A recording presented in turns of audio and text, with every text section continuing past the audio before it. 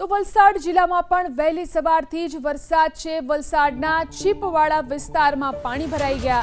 વલસાડના હનુમાન મંદિર પાસે પણ પાણી ભરાયા। વલસાડમાં વહેલી સવારથી જ ધોધમાર વરસાદ વરસી રહ્યો છે।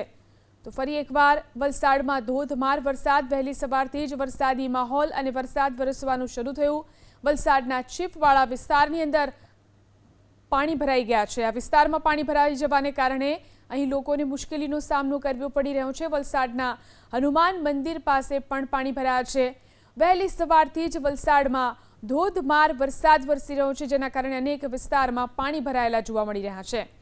તો ફરી એકવાર મેઘરાજાની તોફાની બેટિંગ વલસાડમાં। વધુ જાણકારી મેળવી અમારા સંવાદદાતા બ્રિજેશ ફોન લાઈનથી જોડાયા છે। બ્રિજેશ, કેટલો વરસાદ છે વલસાડની અંદર અને પાણી ભરાવાની શું સ્થિતિ? વહેલી સવારથી વલસાડ શહેર અને એની આજુબાજુના ગ્રામ્ય વિસ્તારમાં પાણીની અસર જોવા મળી રહી છે। ધોધમાર વરસાદ પડી રહ્યો છે।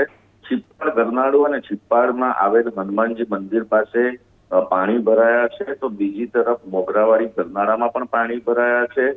લોકો રિસ્ક લઈને આવાજાહી કરી રહ્યા છે, પરંતુ ઘણા લોકોની આમાં ગાડી બંધ પડી રહી છે।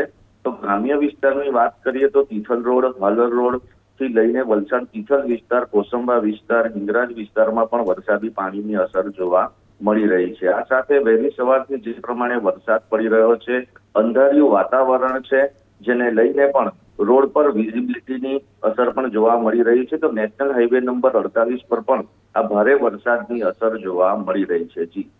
જી આભાર બ્રિજેશ, તમામ જાણકારી આપવા માટે।